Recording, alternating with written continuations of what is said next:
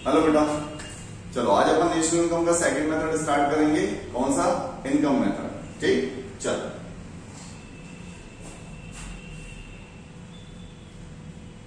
सबसे पहले आपके सामने बेटा स्क्रीन पे इनकम मेथड लिखा हुआ है और इनकम मेथड को हम और किस नाम से जानते हैं वो इसके ऑप्शंस भी लिखे हुए हैं।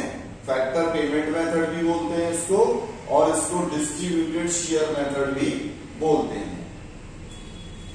अब जैसे अपन किसी भी मेथड से अगर नेशनल इनकम कैलकुलेट करते हैं तो सबसे पहले क्या याद रखना होता है, उस पर फोकस करें कि भाई अगर मैं इनकम मेथड से नेशनल इनकम का कोई भी एग्रीगेट निकालता हूं, क्लियर, तो बात ये आती है कि भाई इनकम मेथड हमें कौन सा एग्रीगेट फाइंड करके देगा।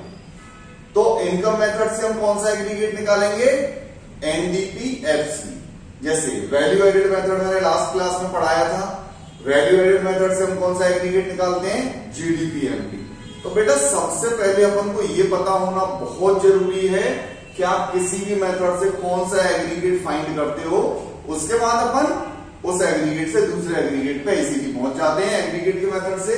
चलो देखें, तो इनकम मेथड से हम कौन सा एग्रीगेट फाइंड करते हैं बेटा? NDPFC.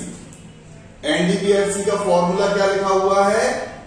Compensation of employees plus operating surplus plus mixed income.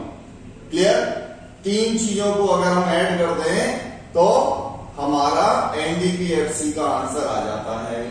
Compensation of employees plus operating surplus plus mixed income. अब इसमें क्या ध्यान रखना है कि कंपनसेशन ऑफ एम्प्लॉइज आपको क्वेश्चन में डायरेक्ट भी दिया हो सकता है और हो सकता है कि कंपनसेशन ऑफ एम्प्लॉय अपन को कैलकुलेट करना पड़ जाए।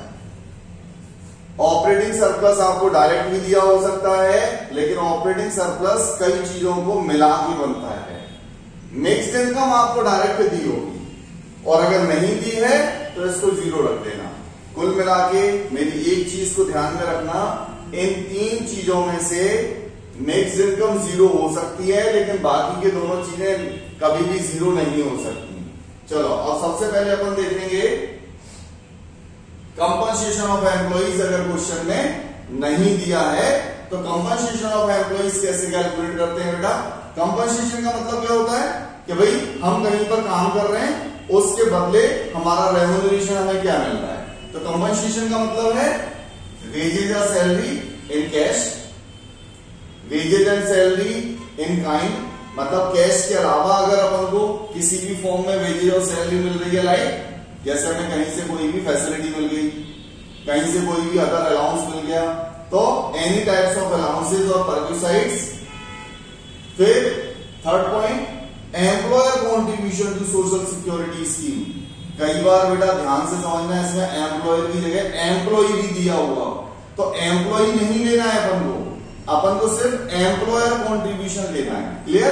तो तीन चीजें हैं, wages and salary in cash, wages and salary in kind मतलब अलाउंसेज और परक्यूसाइड्स के फॉर्म में, और employers contribution to social security scheme.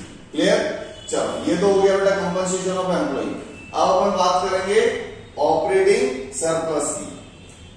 अब जैसे ऑपरेटिंग सरप्लस जो लिखा हुआ है, उस ऑपरेटिंग सरप्लस की जगह पर आप इन चीजों को भी लिख सकते हो बेटा। अगर मैं यहां पर ऑपरेटिंग सरप्लस नहीं लिखूं तो ऑपरेटिंग सरप्लस की जगह पर मैं rent plus royalty plus interest और प्लस प्रॉफिट, इन चीजों को भी लिख सकता हूं, लेकिन हम इनको ना लिखें क्योंकि फॉर्मूला अननेसेसरी में बड़ा दिखता है और कोई मतलब नहीं है। दूसरी चीज, कई बार क्वेश्चन में ऑपरेटिंग सरप्लस हमसे पूछ लिया जाता है, तो हमें ये भी पता होना चाहिए ना कि ऑपरेटिंग सरप्लस में क्या क्या आइटम्स को ऐड किया जाता है। क्लियर? तो operating surplus rent, royalty, interest और प्रॉफिट। अब फिर वही चीज यहां पर एक चीज ध्यान रखनी है, रेंट, रॉयल्टी, इंटरेस्ट ये जीरो भी हो सकते हैं। अगर कुछ नहीं दिया इसका मतलब उसके प्लेस पर मैं जीरो रख दूंगा, बट प्रॉफिट कभी भी जीरो नहीं हो सकता, ध्यान रखना। अगर क्वेश्चन में आपको प्रॉफिट नहीं दिख रहा है ना, तो आप प्रॉफिट की जगह जीरो मत रख लेना, प्रॉफिट कहीं ना कहीं से कैलकुलेट जरूर होगा। तो क्या क्या चीजें जीरो नहीं हो सकती? प्रॉफिट कभी भी जीरो नहीं हो सकता। इनमें से कोई भी चीज अगर नहीं दी है तो आप उसके प्लेस पे 0 रख देना, ये कैलकुलेट नहीं करनी है आपको। क्लियर बेटा? तो क्या क्या हमने देख लिया, compensation of employees, operating surplus, उसके बाद में मिक्स्ड इनकम। मैंने आपको बताया कि मिक्स्ड इनकम क्वेश्चन में आपको डायरेक्ट दी होगी, अदरवाइज जीरो। अब सबसे इंपॉर्टेंट चीज जो इनकम मेथड में बच्चा गलती करता है वो है प्रॉफिट। प्रॉफिट के सारे पार्ट हैं बेटा। अगर ये हमें कोई भी अलग अलग दिए हैं तो इन सबको कंबाइन कर दो तो प्रॉफिट बन जाएगा। इसका मतलब ये सारी वो चीजें हैं जो प्रॉफिट के ही पार्ट होते हैं। तो प्रॉफिट अगर क्वेश्चन में नहीं दिया है, इनमें से कुछ भी दिया है या सारे दिए हैं, सबको ऐड कर दो। क्या क्या? Corporate tax, dividend, retained earning, undistributed profit, saving. कुल मिला के हमें ऐसा लगता है कि भाई ये हमने दिया तो प्रॉफिट वैसे ही होगा ना, तो इसका मतलब प्रॉफिट का हिस्सा है तो उसको ऐड करके ही हमारा प्रॉफिट बनेगा। बट अगर प्रॉफिट के साथ में इनमें से कोई भी आइटम दिया है तो उसको इग्नोर करना, क्योंकि प्रॉफिट है इसका मतलब वो आइटम ऑलरेडी उसके अंदर इंक्लूड है। क्लियर? बात समझ में आ गई बेटा?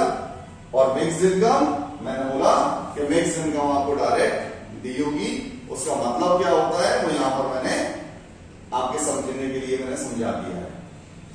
Income generated by own account workers, जैसे कोई भी पर्सन अपनी इनकम को जनरेट कर रहा है, लाइक एंटरप्रेन्योर। ठीक? तो एंटरप्रेन्योर अगर है वो, तो वहां से वो जो भी पैसा कमा रहा है वो सारी की सारी जो है वो मिक्स्ड इनकम में आ जाएगा। मतलब mixed income of self employed. ठीक? तो ये सारी चीजों को अपन को बहुत अच्छे से ध्यान रखना है, क्योंकि ये है इनकम मेथड। वैसे ये मेथड बहुत सिंपल है, बस क्या क्या ध्यान रखना है एक बार दोबारा समझें। कंपनसेशन ऑफ एम्प्लॉय नहीं दिया है तो ऐसे कैलकुलेट होगा। प्रॉफिट अगर नहीं दिया है तो प्रॉफिट ऐसे कैलकुलेट होगा। ठीक? चलो 2-3 क्वेश्चन ही समझ में आ जाएगा।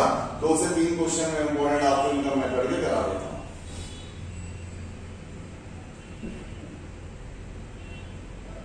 जैसे क्वेश्चन देखिए, क्या कैलकुलेट करना है? क्वेश्चन में लिखा है कैलकुलेट जीएनपी एनपी। अब एक चीज और ध्यान रखनी है बेटा, एग्जाम में कभी भी मेथड का नाम लिखा हुआ नहीं आता। आप नहीं सोचे मेथड का नाम लिखा हुआ आएगा, वो मेथड का नाम लिख के नहीं देगा बोर्ड में। ठीक है? तो आपको क्या करना है, आपको कंटेंट्स के बेसिस पे मेथड को फाइंड करना है कि भाई यहां कौन सा मेथड लगेगा। तो भाई देखो, जैसे मुझे रेंट दिख गया, डिविडेंड दिख गया, मिक्स्ड इनकम दिख गई, इसका मतलब मुझे समझ में आ रहा है कंपनसेशन दिख गया, समझ में आ रहा है कि यहाँ इनकम मेथड है। तो हमें कंटेंट अगर दिख जाते हैं किसी मेथड के, इसका मतलब उस मेथड से अपन नेशनल इनकम कैलकुलेट कर सकते हैं। तो कौन सा एग्रीगेट पूछा है हमसे? GNP NP. लेकिन हम कौन सा एग्रीगेट निकाल सकते हैं? एनडीपीएफसी। तो भाई अपन सबसे पहले तो बेटा एनडीपीएफसी ही निकालेंगे ना। देखो एनडीपीएफसी का फॉर्मूला लिख देंगे एग्जाम में अपन सबसे पहले, कंपनसेशन ऑफ एम्प्लॉय, फिर आप प्लस ऑपरेटिंग सरप्लस लिखना, या ऑपरेटिंग सरप्लस को ब्रेक करके लिख देना, rent and royalty plus interest plus profit plus mixed income. आपकी चॉइस है बेटा, कैसे भी लिख सकते हो। अब यहां से सारी चीजें उठा के इसमें पुट करो। देखो compensation of employ 100, rent check करो है, बिल्कुल है 1000, रॉयल्टी है नहीं है 0 कर दो, इंटरेस्ट है बिल्कुल है 200 का, प्रॉफिट है, प्रॉफिट नहीं दिख रहा, लेकिन प्रॉफिट को 0 मत कर देना। मैंने क्या बोला? प्रॉफिट कभी भी 0 नहीं हो सकता। तो ढूंढो कि प्रॉफिट के कौन कौन से पार्ट दिए उनको ऐड कर दो। तो देखो प्रॉफिट के हिस्सों में डिविडेंड प्रॉफिट में से दिया जाता है, तो इसका मतलब डिविडेंड 500।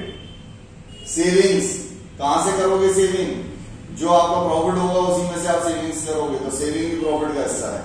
तो 500 और 400 को मिला के हमारा प्रॉफिट बन जाएगा। क्लियर?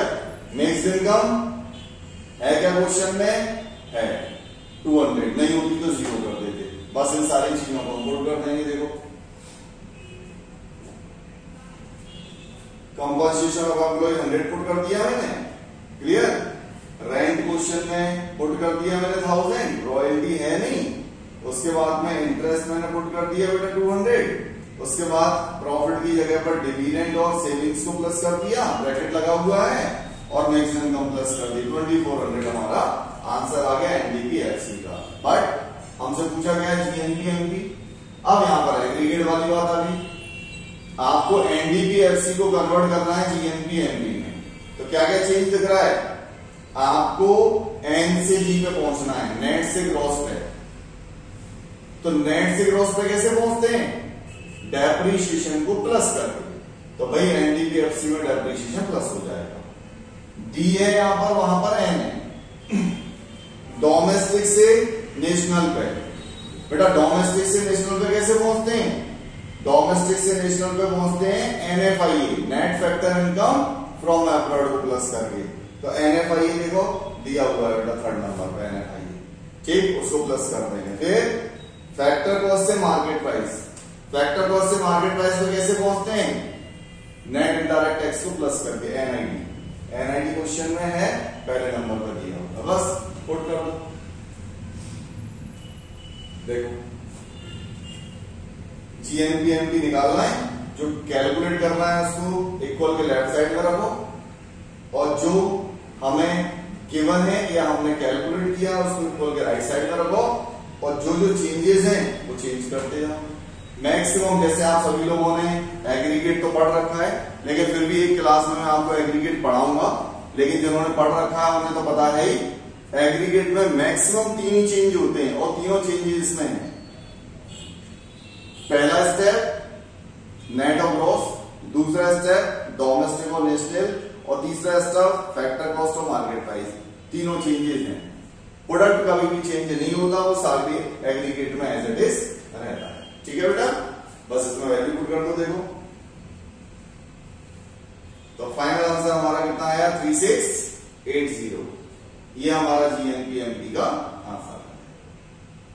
ठीक है, चलो स्क्रीनशॉट ले लो आप लोग, और एक क्वेश्चन और देखते हैं अपन इसका।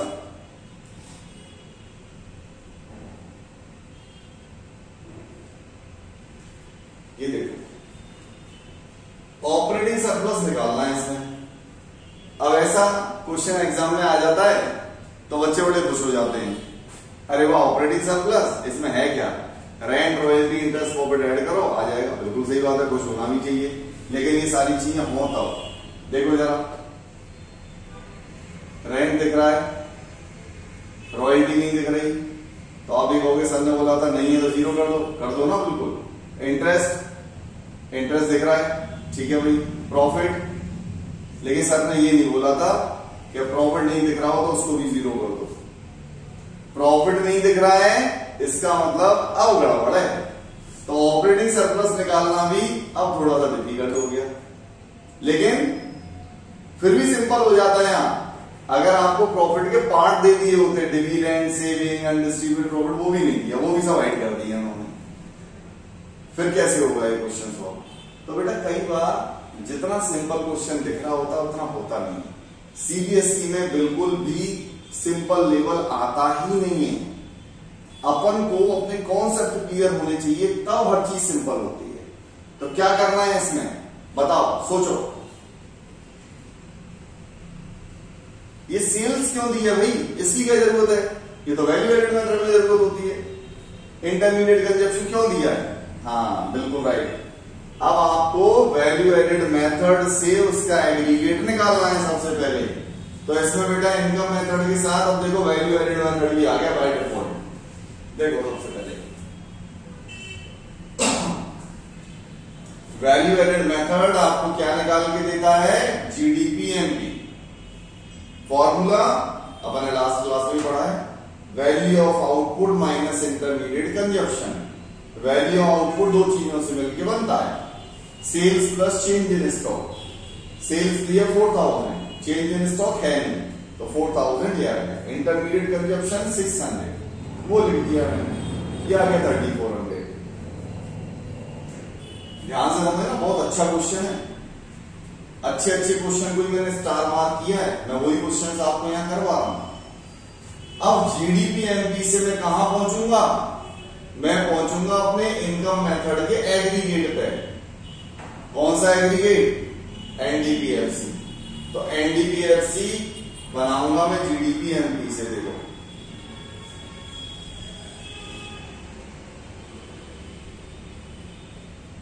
क्लियर?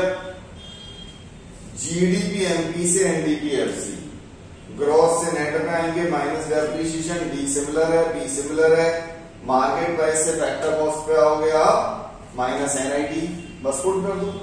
तो जीडीपी एमपी कितना है? 3400। डेप्रिसिएशन कितना है? चेक करो आप आइटम में, डेप्रिसिएशन का दूसरा नाम दिया है कंजप्शन ऑफ फिक्स कैपिटल, तो डेप्रिसिएशन 200 माइनस हो जाएगा।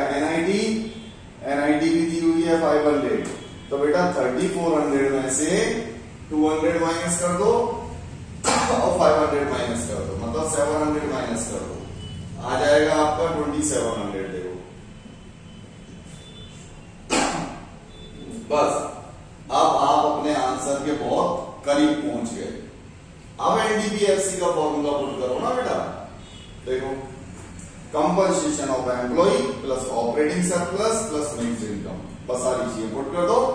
ऑपरेटिंग सरप्लस ही तो फाइंड करना था, वो कैलकुलेट हो जाएगा। क्लियर? तो 1500 आपका आंसर आ जाएगा ऑपरेटिंग सरप्लस का। तो कई बार बेटा ऐसे क्वेश्चंस भी आ जाते हैं जो दिखने में बड़े सिंपल होते हैं लेकिन वो थोड़े से ट्रिकी होते हैं। चलो नेक्स्ट क्वेश्चन पे आते हैं अपने। अब जैसे देखो ऑपरेटिंग सरप्लस बेटा इसमें भी पूछा है ना, लेकिन ये सिंपल है। अब ये सिंपल क्यों है?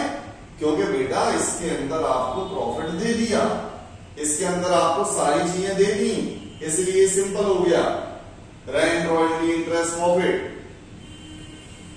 वो क्वेश्चन सिंपल नहीं था, वो थोड़ा सा ट्रिकी था। इसमें कोई भी ट्रिकीनेस नहीं है। रीजन? क्योंकि बेटा ये तीनों चीजें तो जीरो हो सकती हैं, प्रॉफिट जीरो नहीं हो सकता, उसमें प्रॉफिट नहीं दिया था, लेकिन यहां पर हमें प्रॉफिट भी दिया है।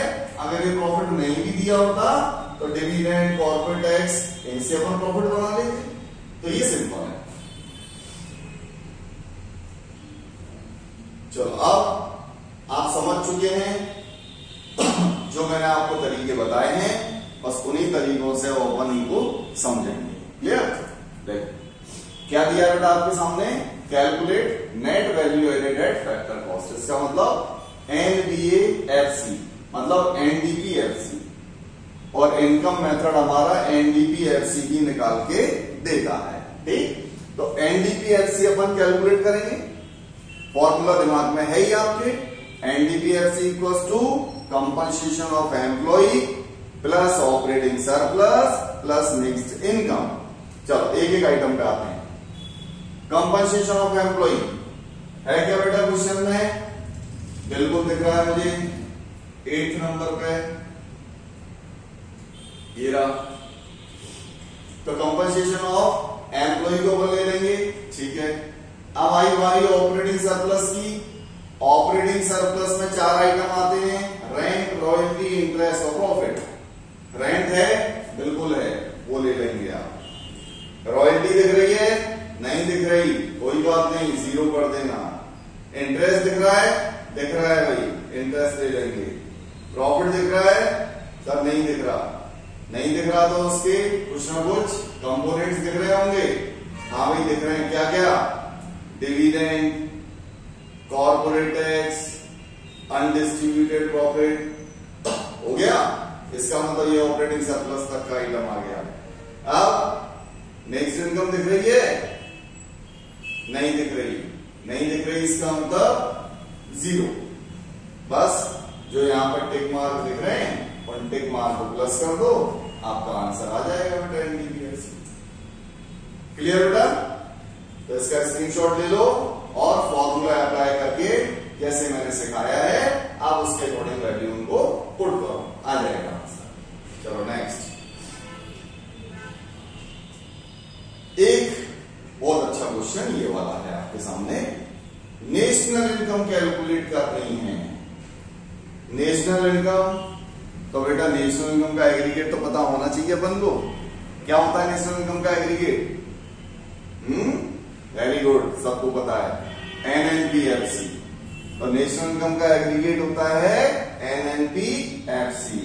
ठीक है भाई, लेकिन हम तो पहले एनडीपीएफसी निकाल पाएंगे, तो एनडीपीएफसी निकालेंगे, देन एनडीपीएफसी से अपन एनडीपीएफसी पे पहुंच जाएंगे। चलो अब एनडीपीएफसी के लिए formula, compensation of employ, check करो भाई। सर नहीं दिख रहा, तो भाई मैंने बताया उन आइटम्स को देखो क्या क्या, वेजेज एंड सैलरी काय में, इन कैश इन काइंड। इसके अलावा employers contribution to social security scheme, तो क्या क्या लिख रहा है बेटा? हाँ भाई चेक करें, fifth number wages and salary दिख गई। इसके अलावा हमें नहीं दिया इन काइंड या इन कैश, तो अकेला यही है। फिर अपन को 7th नंबर पे दिख गया employers contribution to social security scheme, very good. इससे बन गया हमारा सीओई। अब क्या चाहिए? अब चाहिए ऑपरेटिंग सरप्लस, तो ऑपरेटिंग सरप्लस में क्या आता है? रेंट नहीं है, 0। रॉयल्टी नहीं है, 0। इंटरेस्ट नहीं है। लेकिन इतनी सारी चीजें मैं क्यों बोल रहा हूं जो इतना सब नहीं है? तो उसका कारण क्योंकि ऑपरेटिंग सरप्लस के बने ना, इसलिए नहीं दिया क्वेश्चन में। तो ऑपरेटिंग सरप्लस जब दिया हो तो दिमागी मत लगाओ, रेंट रॉयल्टी इंटरेस्ट, इसमें गलती ये होती है जो प्रॉफिट अलग से दिख रहा है, हमें जरूरत ही नहीं है ना, क्योंकि ऑपरेटिंग सरप्लस में तो सब आ गया। तो ऑपरेटिंग सरप्लस ले लेंगे ना अपन डायरेक्ट, क्लियर। उसके बाद में मिक्स्ड इनकम है, फर्स्ट नंबर में मिक्स्ड इनकम है, क्लियर बेटा। बस इन सारी चीजों से क्या आ जाएगा? इन सारी चीजों से आ जाएगा हमारा एनडीपीएफसी। तो एनडीपीएफसी आ जाएगा, बस उसके बाद में फिर एनएनपीएफसी निकालना है। तो एनडीपीएफसी से एनएनपीएफसी कैसे निकालेंगे? देखो कौन सा चेंज है, एनडीपीएफसी से एनएनपीएफसी, तो एन और एन तो सेम है, ठीक है भाई। एनडीपी और ये है एनएनपी, इसका मतलब डोमेस्टिक से कहां पहुंचना है? नेशनल पे। तो एनएफआईए प्लस कर दो, तो बेटा जो भी आंसर आपका आएगा वो एनडीपीएफसी आएगा, उसमें एनएफआईए प्लस कर दो। ये रहा net factor income from abroad, तो बस आपकी नेशनल इनकम बन जाएगी, क्लियर। तो इसको करके देखना, सॉल्व हो जाएगा आपका और आंसर 1640 आ जाएगा। आ जाए तो कमेंट में मुझे बता देना, क्लियर। तो जितने टिक मार्क दिख रहे हैं सिर्फ इतने आइटम्स की हमारे लिए इंपॉर्टेंस थी, इतने हमारे लिए आइटम यूजफुल थे। अब देखो बहुत सारे आइटम्स का एक क्वेश्चन, लास्ट क्वेश्चन, ये आपका लास्ट क्वेश्चन जिसमें हमारा आज इनकम मेथड पूरा फिनिश। देखो इसमें इतने सारे आइटम, इससे ज्यादा आइटम्स आ ही नहीं सकते, चेक करें अपन। और हो सकता है जैसा मुझे दिख रहा है इसमें सारे आइटम यूज हो जाएंगे। चलो चेक करते हैं।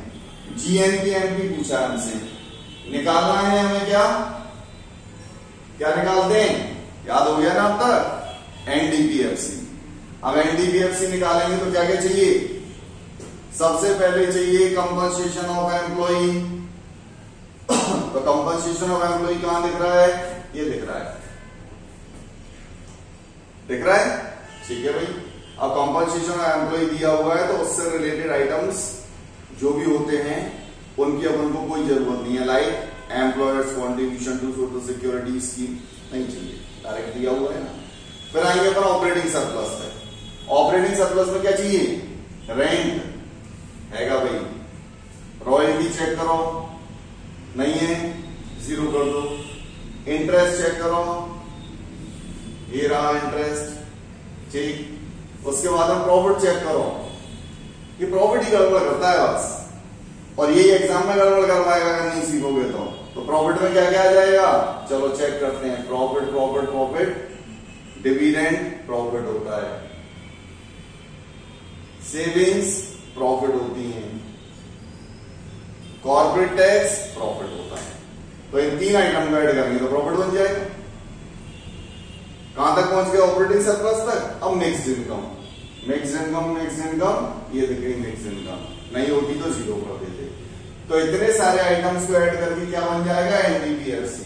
चलो देखो जरा क्या क्या बताया मैंने।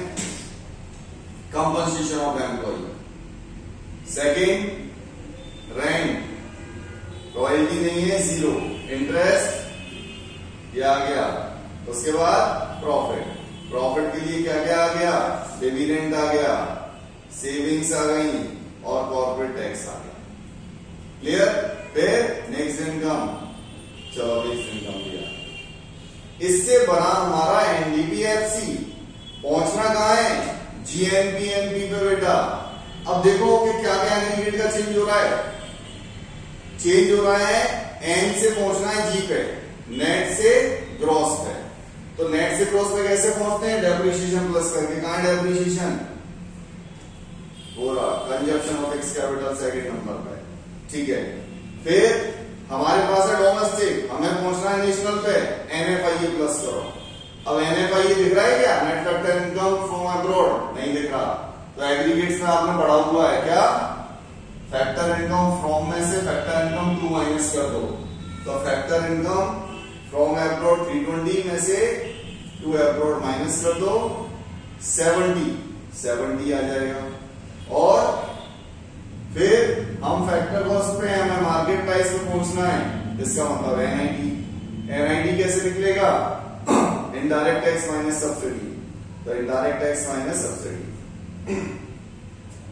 इस क्वेश्चन में बेटा कोई भी आइटम नहीं छूटा, तो ये क्वेश्चन मेरे हिसाब से बहुत अच्छा क्वेश्चन है, जिसमें बहुत सारे पॉइंट्स आपके कवर हुए हैं।